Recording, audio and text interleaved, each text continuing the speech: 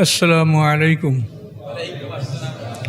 সম্মানিত সুধীমণ্ডলী, আমরা সূরা নিসার ৮৮ নম্বর আয়াত থেকে এখন আলোচনা শুরু করব ইনশাআল্লাহ। আউযু বিল্লাহি মিনাশ শাইতানির রাজিম।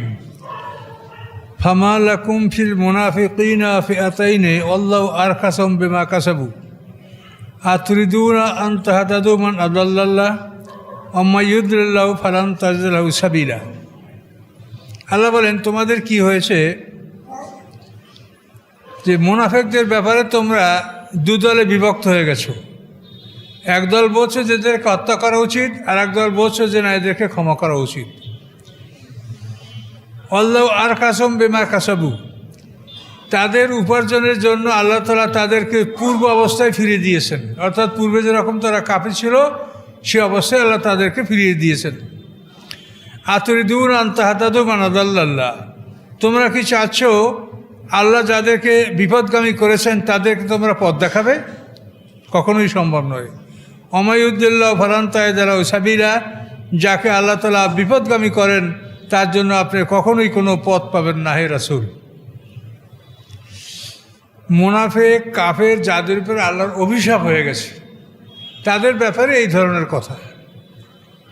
সবার জন্য না, যারা অভিশপ্ত, বারবার ঈমান এনেছে, বারবার কুফর রেখেছে, বারবার ধোঁকা দিয়েছে, মুমিনদের সাথে ধোঁকাবাজি করেছে, এই ধরনের লোকদের ব্যাপারে আল্লাহর এই সিদ্ধান্ত। তো মুনাফিক কারা এটা আপনি একটু বুঝে নেন। মুনাফিক বোঝা কিন্তু খুবই মুশকিল। তারা রোজা নামাজ সব করে, মুসলমানদের সাথে মেলামেশা ওঠামেশা থাকে। আল্লাহ রসুল বলছেন 4টা স্বভাব যার মধ্যে থাকবে সে হবে খাঁটি মুনাফিক। 4টা খাসলাত কি? ইজা হাদ্দাসা কাজাবা, কথা বললে কথার মধ্যে সে মিথ্যা কথা বলবে।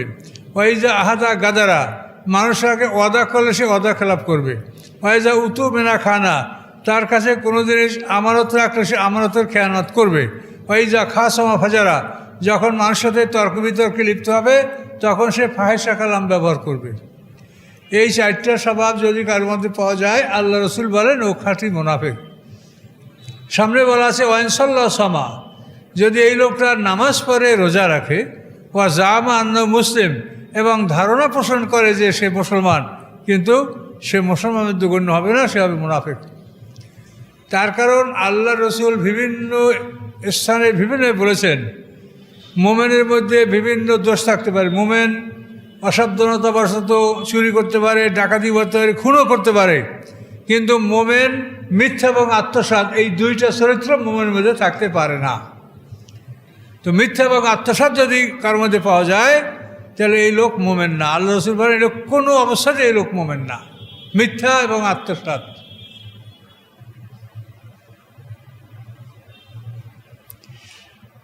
আল্লাহ বলেন ওয়াদ্দু লাউ তাকফুরুনা কামা কাফারু, তারা চায় যে তোমরা যেন কুফরি করো যেরকম ওরা কুফরি করছে।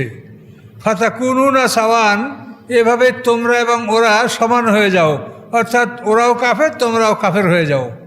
আল্লাহ বলেন খবরদার, ফালা তাত্তাখিযু মিনহুম আউলিয়া, তোমরা কখনোই তাদের মধ্যে হতে কোনো অভিভাবক নির্বাচন করবে না। হাত্তা ইউহাজিরু ফি সাবিলিল্লাহ, যতক্ষণ তারা আল্লাহর পথে হিজরত না করে। অর্থাৎ মক্কাতে যারা মুসলমান রয়েছে, হিজরত করে নাই, আল্লাহ তাআলা তাদেরকে বন্ধু হিসেবে গ্রহণ করতে নিষেধ করেছে। হিজরত না করা পর্যন্ত তাদের ঈমান আল্লাহর কাছে গৃহীত হবে না। এত বড় কঠিন ব্যাপার। ফাইন তাওয়াল্লাউ, যদি তারা দিন থেকে ফিরে যায়, ফাখুজুহুম, তোমরা তাদেরকে ধরো, অক্তুলহুম, তাদেরকে হত্যা করো, হাইসু ওয়াজাদতুহুম, যেখানেই তোমরা তাদেরকে পাও সেখানেই তাদের হত্যা করবে। ওয়ালা তাত্তাখিযু মিনহুম ওলিয়া, তাদের মধ্যে হতে তোমরা কখনো কোনো অভিভাবক বা বন্ধু গ্রহণ করবে না। ওয়ালা নাসিরা, এবং তাদের মধ্যে হতে তোমরা কোনো সাহায্যকারী গ্রহণ করবে না। হ্যাঁ, ইল্লাল্লাযিনা ইয়াসিলুনা ইলা কওমিন বাইনাকুম বাইনাহুম মিসাক, এমন যদি সম্প্রদায় হয় যে এমন একটা জাতির সাথে তাদের সম্পর্ক যেই জাতির সাথে তোমাদের সন্ধি চুক্তি রয়েছে, মুসলমানদের সাথে যে দলটা সন্ধিতে আবদ্ধ, সেই দলের সাথে যদি ওরা মিলিত থাকে তো সে অবস্থায় তাদেরকে আক্রমণ করতে আল্লাহ নিষেধ করেছে, যেহেতু তোমাদের বন্ধু দলের সাথে তারা মিশ্রিত আছে এই জন্য। অথবা যদি এমন হয়, আও যা উকুম হাসেরাত সুদুরুম আইকাতিলুকুম আউকাতিলুকুম, তাদের অবশ্য যদি এমন হয় যে তোমাদের বিরুদ্ধেও তারা যুদ্ধ করতে চায় না, তাদের দিল সংকুচিত হয়, এবং জাতির বিরুদ্ধেও যুদ্ধ করতে চায় না, তোমাদের বিরুদ্ধেও যুদ্ধ করতে তাদের অন্তরে সংকোচ বোধ করে, এবং তাদের জাতির বিরুদ্ধে যুদ্ধ করতেও সংকোচ বোধ করে, এরকম যদি দুদুল্যমান হয়, দুর্বল চিত্তের হয়, তাদেরকেও তোমরা হত্যা করো না। ওয়ালাউ শাআ আল্লাহু লাসাল্লাতাহুম আলাইকুম, আল্লাহ ইচ্ছে করলে তাদেরকে তোমাদের উপরে জয়যুক্ত করে দিতে পারতেন, চাপায়া দিতে পারতেন।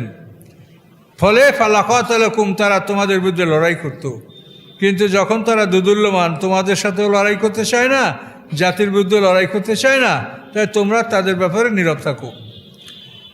ফাইয়াতাজিলুকুম, যদি তারা তোমাদের থেকে পৃথক থাকে, ফালামি উকাতিলুকুম, তোমাদের বিরুদ্ধে লড়াই না করে, ওয়ালকাউ ইলাইকুমুস সালাম, এবং তোমাদের প্রতি তারা আত্মসমর্পণ করে, ফামা জাআলাল্লাহু লাকুম আলাইহিম সাবিলা, এদের ব্যাপারে আল্লাহ তাআলা তোমাদের জন্য কোনো পথ রাখেন নাই, অর্থাৎ তোমরা এদেরকে হত্যা করতে পারবে না বা এদেরকে বন্দী করতে পারবে না, এই পথ আল্লাহ তাআলা তোমার জন্য উন্মুক্ত রাখেন নাই। এই হলো একদল। আর এক দলের কথা বলছে, সাতাজিদুনা আখারিনা, অন্য একদল মুনাফিক এমন আছে, ইউরিদুনা ইয়ামানুকুম ওয়া ইয়ামানুকুমহুম, তারা চায় তোমাদের থেকেও নিরাপদে থাকবে এবং তার জাতির থেকেও নিরাপদে থাকবে, কারোর সাথে ঝগড়া করবে না, নিরাপদে থাকতে চায়, তোমাদের থেকেও নিরাপদে থাকবে, জাতির থেকেও নিরাপদ থাকবে। জাতি হলো তাদের কাফের মুশরিক। কিন্তু কুল্লমা রুদ্দুল আল ফিতনাতি উরকিসু ফিহা, যখন তাদেরকে যুদ্ধের দিকে ধাবিত করা হয়, তখন তারা শক্তভাবে যুদ্ধে লিপ্ত হয়, এরকম জাত তারা। ফাইল্লাম ইয়াতাজিলুকুম, এরা যদি তোমাদের থেকে পৃথক না হয়, ওয়ালকু ইলাইকুমুস সালাম, এবং তোমাদের প্রতি যদি তারা আত্মসমর্পণ না করে, ওয়া কুফু আইদিয়াকুম, এবং তাদের হাতকে যদি তারা সংবরণ না করে, তাহলে ফাকুজুহুম ওয়াকতুলুম, তাহলে তোমাদের আল্লাহ বলছেন তোমরা তাদেরকে ধরো, তাদেরকে হত্যা করো, হাইসু সাকিবতুমুম, যেখানে তোমরা পাও। এগুলো আর এক গ্রুপ মুনাফিকের কথা এখানে আল্লাহ বললেন। ওয়াউলাইকুম জাআলনা লাকুম আলাইহিম সুলতানাম মুবিনা, আল্লাহ বলেন এদের বিরুদ্ধে তোমাদেরকে আল্লাহ তাআলা স্পষ্ট প্রমাণ দিয়েছেন যে এদেরকে তোমরা বন্দী বা হত্যা করতে পারো। তো মুনাফিক জিনিসটা বোঝা খুবই কঠিন। তো এটা মদিনায় এটা ব্যাপক মুনাফিক ছিল। মদিনা শহরে অন্তত 82 জন মুনাফিক ছিল। এদের নামের তালিকা আল্লাহ রসুল জানতেন, আর সাহাবীদের মধ্যে মাত্র একজন সাহাবী জানতেন, তার নাম হচ্ছে হুযায়ফা ইয়ামানি। অন্য সাহাবীরা এই মুনাফিকদের তালিকা জানতেন না। আমরা কয়েকজন মুনাফিকের কথা জানি, আব্দুল্লাহ ইবনে উবাই, তারপরে হানজালার পিতা আবু আমর রাহেব এ মুনাফিক ছিল, নাফতাল ইবনে হারেস, এরকম 200টা মুনাফিকের নাম তাফসিরে আসে। কিন্তু এই 82 জন মুনাফিকের তালিকা এটা একমাত্র হুযায়ফা ইয়ামানির কাছে ছিল, উনি জানতেন, ইনি আল্লাহ রসুলের রাজদান সাহাবী। তো এই হুযায়ফা ইয়ামানির কাছে একদিন ওমর ফারুক বলে যে ওমর ফারুক বলে, হুযায়ফা, আল্লাহ রসুল তোমাকে সব কথা বলে, আমাদেরকে সব কথা বলে না, তো মুনাফিকের তালিকা তো তোমার কাছে আছে, তো বলো ওই তালিকার মধ্যে আমার নামটা আছে নাকি। ওমর ফারুক হুযায়ফা ইয়ামানিকে এভাবে প্রশ্ন করেছেন। তাহলে এখন ভেবে দেখুন যে যারা দুনিয়াতে জান্নাতের সুসংবাদ পেয়েছে, রাসূলের শ্বশুর, তারপরে তার মতামতের উপরে আল্লাহ তাআলা 3 বার কোরআনে আয়াত নাযিল করেছেন, এমন একজন জান্নাতি মানুষ, তিনি হুযায়ফা ইয়ামানিকে জিজ্ঞাসা করেন যে তুমি তালিকাটা দেখো, ওর মধ্যে আমার নামটা আছে নাকি মুনাফিকের তালিকায়। তাহলে ঈমান হলো ভয় এবং আশায়ের মাঝখানে। কিন্তু আমরা নিজেকে কি মনে করি যে আমরা নিজেদের নামে কামেল, কুতুব, তারপরে কুতুবুজ্জামান, কাইয়ুমুজ্জামান, হাদিউজ্জামান, এইসব লকব আমরা লিখে লিখে, মানে এক একজন বিরাট হুজুর, আমাদের এই ধরনের লকব আমরা কাগজপত্রে দেখতে পাই না, আপনাদের প্যাম্পলেটে কী লেখা হচ্ছে।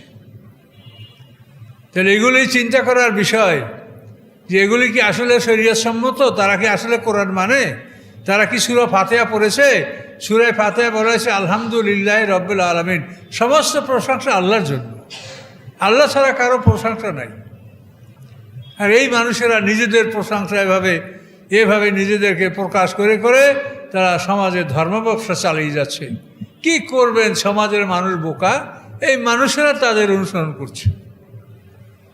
এই জন্য কোরআনের কাছে ফিরে আসেন, কোরআনের কাছে ফিরে আসেন, তখনই দেখবেন যে সূরা ফাতিহার প্রথম শব্দটা আলহামদুলিল্লাহ রাব্বিল আলামিন। প্রশংসা সব আল্লাহর, আল্লাহ ছাড়া কারো প্রশংসা নাই। আপনি দেখেন যে আপনার হুজুর ভালো ওয়াজ করছে, আপনি আলহামদুলিল্লাহ বলবেন। যে উনি ভালো ওয়াজ করলেন কেমন করে, এটা আল্লাহর ইচ্ছায় করেছেন, আল্লাহ ইচ্ছা না করলে এটা করতে পারতেন না। যে ফার্স্ট হয়েছে তার প্রশংসা করবেন আলহামদুলিল্লাহ এটা বলে, তার কারণ আল্লাহ যদি তাকে মেধা না দিতে হতে কোনো অবস্থায় ফার্স্ট হতে পারতো না। কাজে ফার্স্ট হওয়ার জন্য তার প্রশংসা না, প্রশংসা হচ্ছে আল্লাহ। এই জন্য আল্লাহ বলছেন সমস্ত প্রশংসা আল্লাহর। তোমরা যে জন্য প্রশংসা করবে সেটা অনুসন্ধান করে দেখবে যে এটার মূল আল্লাহ তাআলা। কাজে এই জন্য সমস্ত প্রশংসা হবে আল্লাহ। আর এই মুনাফিক স্বভাব এগুলো এখন অবশ্যই সমাজে কি আছে কি না আছে, আমরা সবাই একই সমাজে বসবাস করি। তো এই মুনাফিক কি এটা আমরা বুঝতে পারবো না। তবে যদি কেউ মিথ্যাকে ব্যবহার করে, আত্মসাৎ করে এবং অশ্লীল কথাবার্তা বলে, আমানতের খেয়ানত করে, এই দোষগুলো দেখতে পেলেই আমরা মনে করবো যে এই লোকটা মুনাফিক। এই মুনাফিকের তালিকা আল্লাহ রাসূল সাহাবাদেরকে জানান নাই, তার কারণ এরা প্রকাশ্যে মুসলমান। এদেরকে হত্যা করলে অন্যরা বলবে যে মুহাম্মদ সাল্লাল্লাহু আলাইহি ওয়াসাল্লাম জাতির উপরে জয়যুক্ত হওয়ার পর এখন সে নিজের লোকজনকে হত্যা করছে। তো এই জন্য আল্লাহ রাসূল এই মুনাফিকদের তালিকা প্রকাশও করেন নাই, আর একেবারে স্পষ্ট করে বলেন নাই, কিন্তু আলামতগুলো বলেছে যে এই অবস্থা দেখলে তোমার সাবধান থাকবে। এবং এই মুনাফিকদের শাস্তি হলো জাহান্নামের একেবারে তলদেশে, অর্থাৎ কাফেরের চাইতে এদের শাস্তি হবে বেশি। তার কারণ কাফেররা মানুষকে বিপদগামী করতে পারে না, এরা মানুষকে বিপদগামী করতে পারে। সে ইসলামী লেবাস, পোশাক, জামা, জুতা, নামাজ, টুপ সব আছে, তাকে তো মানুষ অনুসরণ করবে। আর যে কাফের তাকে তো মানুষ অনুসরণ করবে না। তো এই জন্য মুনাফিকের শাস্তি কাফেরের চাইতে বেশি। তা আমাদের মধ্যে যেন এই স্বভাবগুলি না থাকে।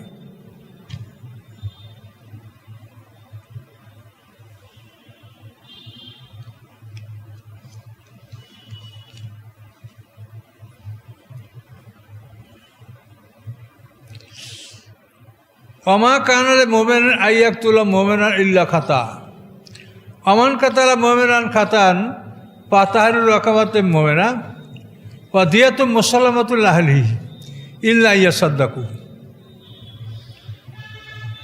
আল্লাহ বলেন কোনো মোমেনের পক্ষে সম্ভব নয় যে ভুলবশত ছাড়া অন্য একজন মোমেনকে হত্যা করতে পারে। একজন মোমেন আর একজন মোমেনকে ভুলবশত ছাড়া স্বেচ্ছায় একজন মোমেন আর একজন মোমেনকে হত্যা করতে পারে না, এটা আল্লাহ বলছেন। তো এই জন্য আল্লাহ বলেন কোনো মোমেনের পক্ষে সম্ভব নয় যে আর এক মোমেনকে হত্যা করবে ইল্লা খাতা, বরং ভুলবশত, অসাবধানতাবশত। অমান কাতালা মোমেনান খাতা, যে ভুলবশত কোনো মোমেনকে হত্যা করে তার জরিমানা কী হবে? তাহরির রাকাবা, সে একটা রকাবতে মোমেনা, একজন মুসলমান দাস আজাদ করে মুক্ত করবে। বা দিয়াতুম মুসাল্লামাতে আহলি, এবং নিহত ব্যক্তির পরিবারের কাছে দিয়াত মানে ব্লাড মানি, যেটা 100 উট অথবা 100 গরু অথবা 2000 বকরি, এটা ওই নিহত ব্যক্তির পরিবারের কাছে পৌঁছায় দেবে। হ্যাঁ, ইল্লা ইয়াসাদ্দাকু, বরং তার পরিবার, নিহত ব্যক্তির পরিবার যদি কিছু ক্ষমা করে যে 200 উট তুমি আমাকে 10টা কম দিও, 100 উট তাতে 10টা কম দিও, এভাবে যদি সে কিছু ক্ষমা করে সেটা আলাদা কথা। এখানে শান নজরুলটা শোনেন। আল্লাহ বললেন, আল্লাহর কথাটা আগে বোঝেন যে কোনো মোমেন ভুলবশত ছাড়া স্বেচ্ছায় কোনো মোমেনকে হত্যা করতে পারে না, যদি করে তাহলে সে মোমেন না। এখানে এই কথাটা আল্লাহ বুঝতে চাচ্ছেন। এখানে ঘটনা হলো আইয়াস ইবনে রবিয়া, একজন সাহাবী। এই আইয়াস ইবনে রবিয়া হলো আবু জাহেলের ভাই, মানে আবু জাহেলের মা আর এই আইয়াস ইবনে রবিয়ার মা এক মা, কিন্তু পিতা আলাদা। কথা বলতে পারছেন? পিতা আলাদা, বৈমাত্রেয়, না না, এ তো মা এক, বই পিতৃ। পিতা আলাদা, মা এক। আবু জাহেল যে মায়ের পেটে হয়েছে, আবু জাহেলের নাম আমর ইবনে হিশাম, তার আরেক ভাই হারিস ইবনে হিশাম, এই মহিলা এরই সন্তান আইয়াস ইবনে রবিয়া। তো আইয়াস ইবনে রবিয়া একেবারে প্রাথমিক যুগে মক্কাতে সে ইসলাম গ্রহণ করছে। সম্ভ্রান্ত পরিবারের লোক, গ্রহণ করার পরে সে চিন্তা করছে যে মক্কায় তো আমি টিকতে পারবো না, ও মদিনায় চলে গেছে। মদিনায় গিয়ে একটা দুর্গে সেখানে সে আশ্রয় নিয়েছে। তো এই ঘটনার পরে এখন ওই আইয়াস ইবনে রবিয়ার মা আর আবু জাহেলের মা একই মা। এখন মা ওই দুই ছেলেকে বলছে, আবু জাহেল এবং হারিস ইবনে হিশাম। আবু জাহেল তো তার উপাধি, তার নাম হলো আমর ইবনে হিশাম, আবু জাহেলের নাম আমর। এখন ওই দুই ভাইয়ের কাছে বলছে মা যে তোরা যদি আমার ছেলে আইয়াসকে না নিয়ে আসো তাহলে আমি মরে যাব, আমি খাদ্য খাবো না, ছায়ায় যাব না, আমি রৌদ্রে শুকিয়ে মরে যাব, তোদেরকে আমার ছেলে আইনে দিতে হবে। তখন আবু জাহেল এবং তার ভাই হারিস ইবনে হিশাম, তো এরা দুজনে এবং তাদের সাথে আরও একটা লোক মিলিত হলো, তার নাম হচ্ছে হারিস ইবনে যায়েদ। এই তিনজন এরা মদিনায় গেল। মদিনায় গিয়ে অনুসন্ধান করে করে তারা জানতে পারলো যে আইয়াস ইবনে রবিয়া ওদেরই ভাই, ওদের বৈপিতৃ ভাই। তো এই ভাইকে ওরা খুঁজে পাইল। পাওয়ার পরে তাকে বলল যে দেখো ভাই, তোমার ধর্মের ব্যাপারে আমরা তোমাকে কিচ্ছু বলবো না, তোমার মা আমার মা, মা মরে যাচ্ছে, তুমি মাকে বাঁচাও, তোমার ধর্ম তুমি পালন করবে, আমরা কিচ্ছু তোমাকে বলবো না, তুমি শুধু চলো, তুমি তোমার মাকে বাঁচাও, তোমার মা মরে যাবে। এখন মায়ের কথা বললে তো মানুষের মনে একটা নম্রতা এটা আসে। তখন আইয়াস ইবনে রবিয়া রাজি হইলেন যে আমার ধর্মের উপরে ওরা আঘাত করবে না, কসম করে বলছে। তখন উনি এদের সাথে রওনা হলেন। রওনা হওয়ার পরে কিছু দূর যাওয়ার পরে ওরা তিনজনে মিলে একে বাঁধলো, এমনভাবে কষাইয়া বাঁধলো যে আর নড়ার কোনো ক্ষমতা নাই। বাঁধার পরে তারা তিনজনে এক একজনে 100 করে পিটান মারছে, একেবারে গুনি গুনি 100 করে, একটাও কম না।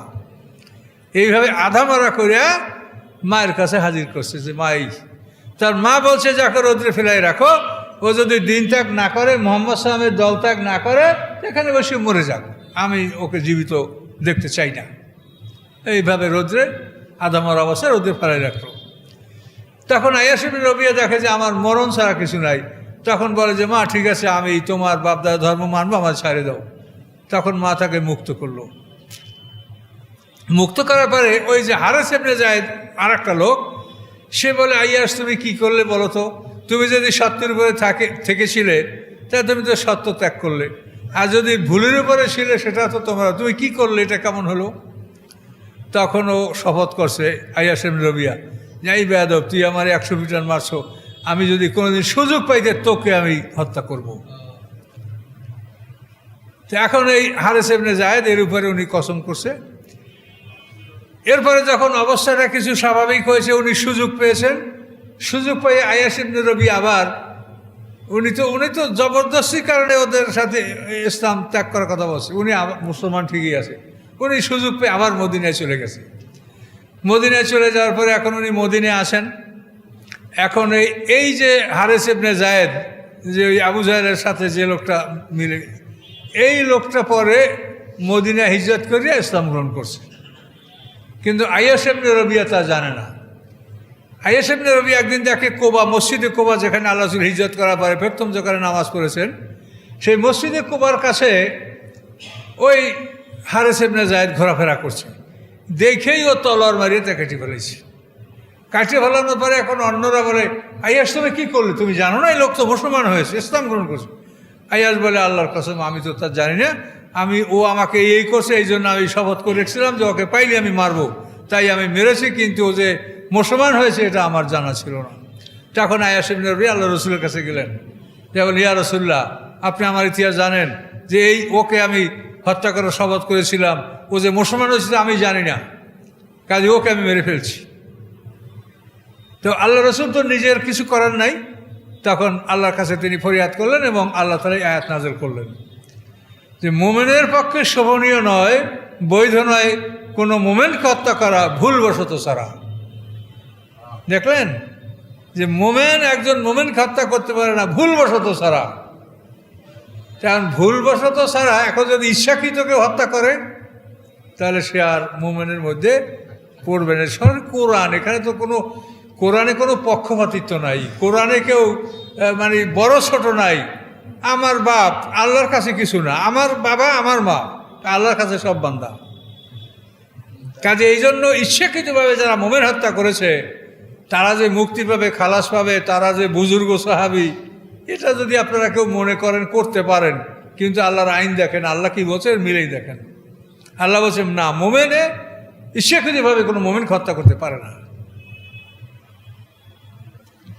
এখন যদি ভুলবশত হত্যা করে কি হবে? অমান কাতালা মোমেনান খাতা, যে ভুলবশত মোমেনকে হত্যা করেছে ফাতাহারুর রাকাবাতের মোমেনা, তার একজন মুসলমান দাস মুক্ত করতে হবে, মুসলমান দাস মুক্ত করতে হবে। আর দিয়াত মুসলমানদের আহলিহি, এবং মৃত ব্যক্তির পরিবারের কাছে দিয়াত মানে ব্লাড মানে রক্তের মূল্য 100 উট অথবা 100 গরু, এটা হস্তান্তর করতে হবে। 100 উটের মধ্যে 40টা হইতে হবে গাভীন, আর 60টা হইতে হবে উপযুক্ত। আর গরু এরকম 40টা গাভীন আর 60টা হালের গরু, এভাবে 100 উট ব্লাড মানে রক্তের মূল্য, এটা পরিবারের কাছে, নিহত ব্যক্তির পরিবারের কাছে পৌঁছে দিতে হবে। এবং সর্বোচ্চ সময় হবে 3 বছর। মানে একটা লোক 100 উট কোথা থেকে জোগাড় করবে? সর্বোচ্চ 3 বছরের মধ্যে এই ক্ষতিপূরণ এটা তাকে দিতে হবে। ইল্লাইয়া সাদ্দাকু, হ্যাঁ নিহত ব্যক্তির পরিবার যদি কিছু ক্ষমা করে সেটা আলাদা কথা, যে তুমি 100 উটের জায়গায় আমাকে 10টা বা 20টা কম দিও, সেটা আলাদা। ফাইন কানামেন কমেন আদুবিল্লাকুম, এখন যে মুসলমানকে ভুলবশত হত্যা করা হয়েছে সে যদি তোমাদের শত্রুর সম্প্রদায়ের লোক হয়, মানে তোমাদের শত্রু যারা মক্কার মুশরিকরা তাদের সম্প্রদায়ের লোক হয়, ও মোমেনুন, অথচ সে মোমেন, যাকে হত্যা করে সে মোমেন, কিন্তু সে শত্রু সম্প্রদায়ের লোক, মানে দারুল হরব যেটাকে বলা হয়। দারুল হরব অর্থাৎ মুসলমানরা যাদের বিরুদ্ধে যুদ্ধ করবে, এই দারুল হরবের লোক যদি হয়, শত্রু সম্প্রদায়ের লোক হয়, তার রাখাতে মোমেনা, তাহলে তোমাকে সেই হত্যাকারীকে শুধু একটা মোমেন দাস মুক্ত করতে হবে, তাহলে আর ওই টাকা দিতে হবে না। তার কারণ ওর পরিবার পরিজন মুসলমান না, তো টাকা দিলে তো এই টাকা তো ইসলামের বিরুদ্ধে ওরা ব্যবহার করবে। এই জন্য নিহত ব্যক্তি মুসলমান কিন্তু তার পরিবার পরিজন মুসলমান না, এবং মুসলিম সমাজের সে অধিবাসী না, এমতো অবস্থায় একটা মুসলমান দাস মুক্ত করতে হবে। কিন্তু ওই যে 100 উট এটা দিতে হবে না, এটা দিলে তো ওর পরিবার পরিজন অমুসলিম, তারা এই সম্পদটা মুসলমানদের বিরুদ্ধে ব্যয় করবে। ওয়ানকানামেন কমেন বাইনকুম আইরকম মিসাক, যদি ওই লোকটা এমন সম্প্রদায়ের লোক হয় যে সম্প্রদায়ের সাথে তোমাদের সন্ধি আছে, তারা অমুসলিম হতে পারে কিন্তু তাদের সাথে তোমাদের সন্ধি আছে, তো তখন কি করতে হবে? ফাদিয়াতু মুসাল্লামাতুন আলাইহি, তখন তার নিহত ব্যক্তির পরিবারের কাছে মুক্তি মানে ব্লাড মানি এটা দিতে হবে। কথা বলতে পারছেন? তোমাদের সাথে যে সম্প্রদায়ের সন্ধি আছে ওই সম্প্রদায়ের লোক, তাকে ভুলবশত হত্যা করা হয়েছে, তাহলে মোমেন দাস আজাদ করতে হবে আর দিয়াতও দিতে হবে। কথা বলতে পারছেন? দিয়াতও দিতে হবে এবং মোমেন দাসও আজাদ করতে হবে। ফিদিয়াতুন মুসাল্লামাতুল আহলিহি, মানে রক্তের মূল্যটা তার পরিবারের কাছে পৌঁছে দিতে হবে, বা তাহারুর রাকাত মোমেনা, এবং মোমেন দাস আজাদ করতে হবে। এখন যদি কেউ এটা না পারে, এখন 100 উট দেওয়ার ক্ষমতা তার নাই, তাহলে বলেন ফামান লামিয়াজেদ পাসিয়া মোশাহরাইন মতো তাবাইনি, সে যদি এমন হয় যে গোলাম আজাদ, মুসলিম গোলাম আজাদ করতে পারছে না, 100 উট দিতে পারছে না এবং হত্যা করছে ভুলবশত, তাহলে সেখানে সে অনবরত 2 মাস রোজা রাখবে। তওবা তামিনাল্লাহ, এটা আল্লাহর পক্ষ থেকে তওবা। ওয়াকানা আল্লাহু আলিমান হাকিমা, নিশ্চয়ই আল্লাহ তাআলা জ্ঞানী, আল্লাহ তাআলা কৌশলী। তাহলে এখানে আল্লাহ তাআলা স্পষ্ট জানায় দিলেন যে মোমেন আর এক মোমেনকে ভুলবশত যারা হত্যা করতে পারে না। এখন নিচে দেখেন কি বলে আল্লাহ, অমাইয়াকুল মোমেনান মুতাআম্মিদান, যে কোনো মোমেনকে ইচ্ছাকৃতভাবে হত্যা করে, যে একজন মোমেনকে ইচ্ছাকৃতভাবে হত্যা করে, ফাজাজাউ জাহান্নাম, তার ঠিকানা হচ্ছে জাহান্নামে, খালেদান ফিহা, সেখানে সে অনন্তকাল থাকবে।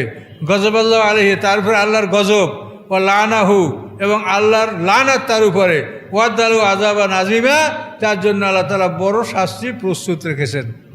আরে গোলাম আজাদ করতে কয় নাই, দিয়া তো দিতে বলে নাই, তার জন্য এই ঘোষণা। ইচ্ছাকৃত যদি মুমিনকে হত্যা করে তা তার ঘোষণা কি পাইলেন? আমান কতালা মুমিনান মুতাআম্মিদান, ইচ্ছাকৃতভাবে যে মুমিন হত্যা করে, ফাজাজাউ জাহান্নাম, তার শাস্তি হলো জাহান্নাম, খালিদান ফিহা, অনন্তকাল সে জাহান্নামে থাকবে।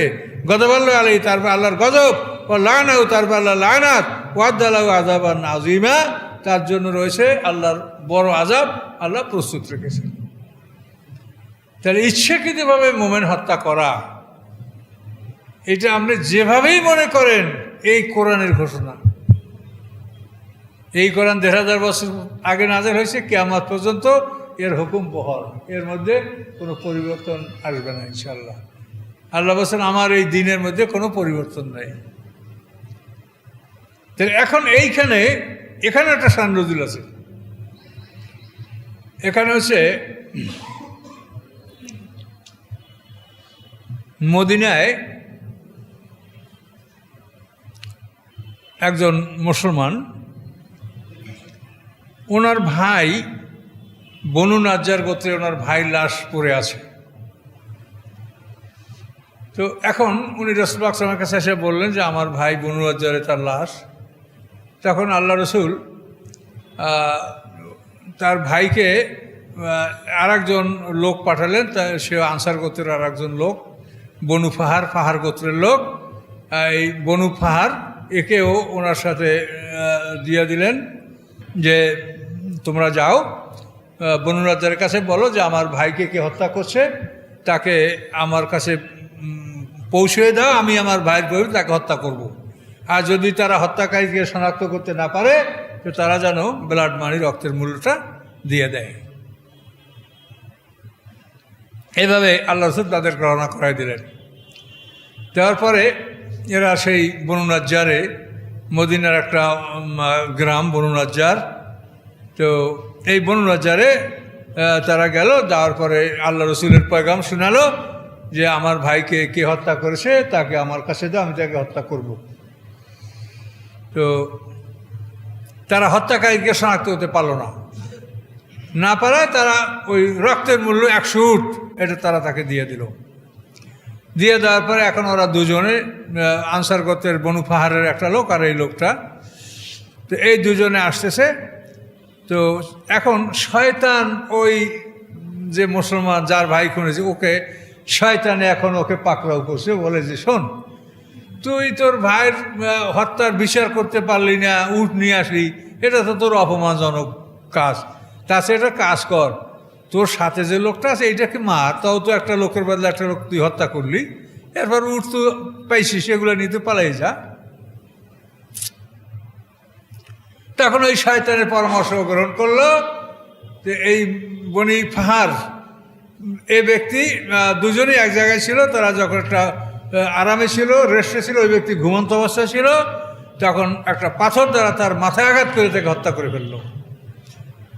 হত্যা করে এখন চিন্তা করছে যে আমি এই খুন করে তো মদিনায় গেলে উপায় নাই, ওখান থেকে ওই 100 উট নিয়ে মক্কায় পালাই গেল।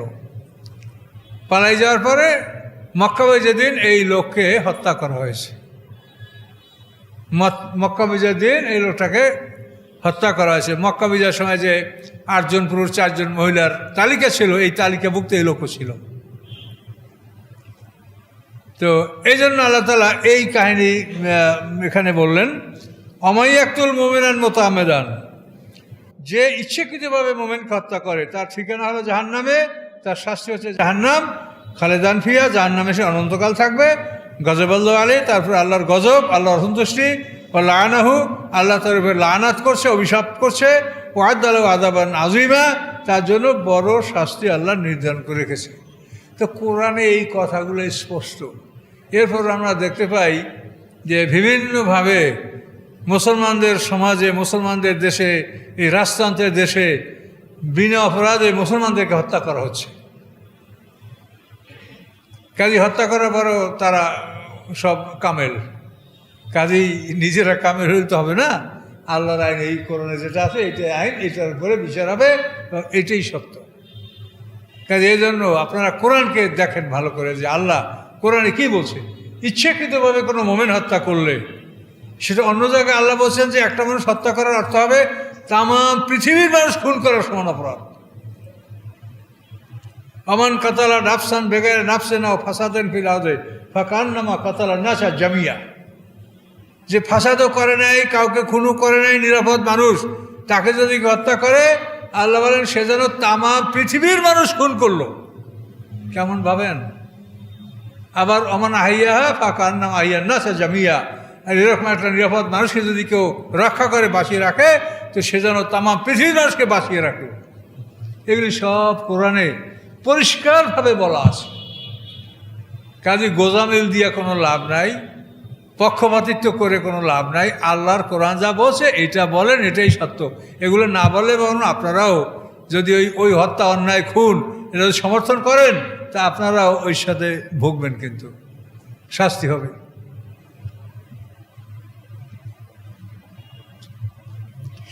ইয়া আইয়ুহাল্লাযীনা আমানু ইযা দারাবতুম ফি সাবিলিল্লাহি ফাতাবায়্যানু। হে ঈমানদারগণ, তোমরা যখন পৃথিবীতে সফর করো, ভ্রমণ করো, যুদ্ধের উদ্দেশ্যে ভ্রমণ করো, ফাতাবায়্যানু, পরীক্ষা নিরীক্ষা করো। ওয়ালা তুলকু লিমান আলকা আলাইকুমুস সালামা লাস্তা মুমিনা। যে তোমাদেরকে সালাম দেয় তাকে বলো না যে তুমি মুমিন নয়। কাজে যুদ্ধে যখন যাও, যুদ্ধে তখন কোনো মানুষ তোমাকে সালাম দিলে তুমি বলো না যে তুমি মুমিন না।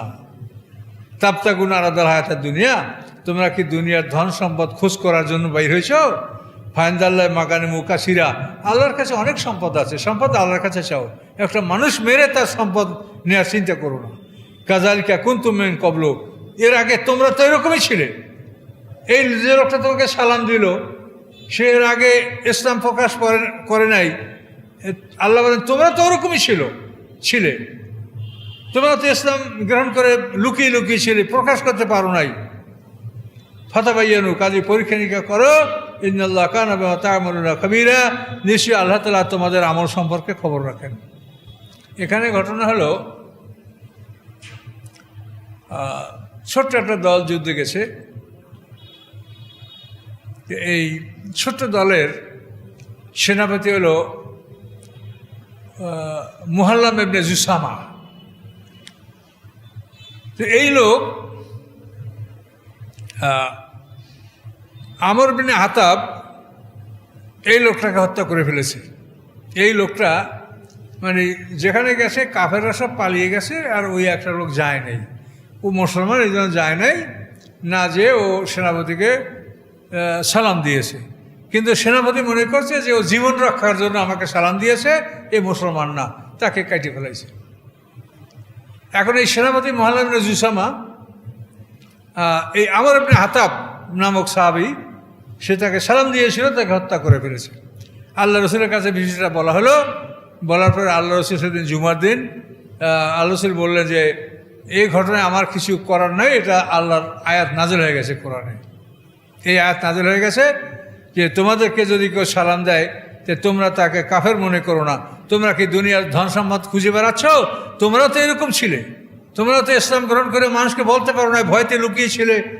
হ্যাঁ, তো এই লোকটা তো এরকম বলতে পারে না, জাতির ভয় তোমাদের কাছে হাজিরে সালাম দিছে, আর এই লোকটা তুমি মেরে ফেলাইলা। তোমরা কি দুনিয়ার সম্পদ চাও? তোমরা তো আর কয়েকদিন আগে এরকমই ছিলে। আল্লাহর কাছে অনেক সম্পদ আছে। কাযালিকা কুনতুম মিন ক্বাবলু, তোমরা আগে তো এরকমই ছিলে। ফামান্নাল্লাহু আলাইকুম, আল্লাহ তোমাদের ইহসান করেছেন, তোমরা ঈমান আনতে সক্ষম হয়েছো। ফাতাবায়্যানু, অতএব তোমরা পরীক্ষা নিরীক্ষা করো। ইন্নাল্লাহ কানা বিমা তা'মালুনা খাবীরা, নিশ্চয়ই আল্লাহ তাআলা তোমাদের আমল সম্পর্কে খবর রাখেন।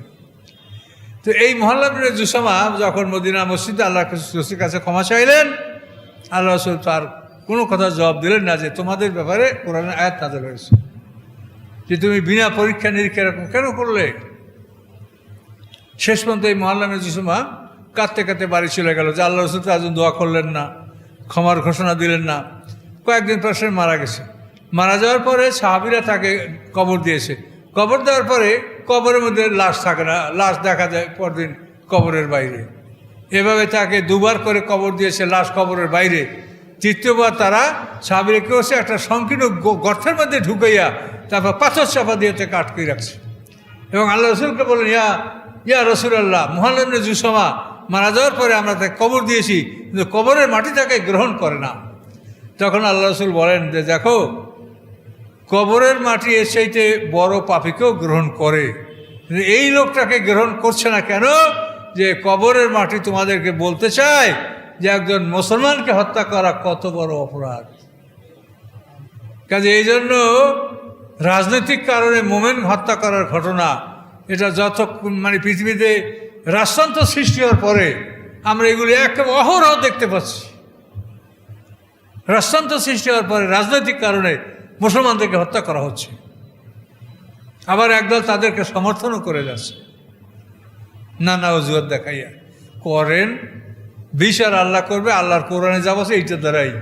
আপনারা আমার কথায় কোনো আল্লাহ বিচার করবেন না, এখানে যা বলা আছে এই কথার উপরে বিচার হবে।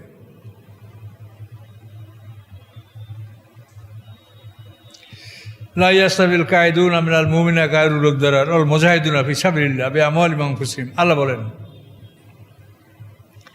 সমান নয় ওই লোকেরা যারা বসে থাকে, যুদ্ধে যায় না মুমিনদের মধ্যে হতে, গায়রুল উদ্দারার, তাদের কোনো রোগ ব্যাধি নাই বা সমস্যা নাই, কিন্তু তারপরেও যুদ্ধে যায় না। এরা ওয়াল মুজাহিদুনা ফি সাবিলিল্লাহ বিআমওয়ালিহিম ওয়া আনফুসিহিম, এবং যারা জানমাল নিয়ে আল্লাহর পথে জিহাদ করে, এরা এবং যারা যুদ্ধে যায় না অথচ তারা সুস্থ, এই দুই দল সমান নয়।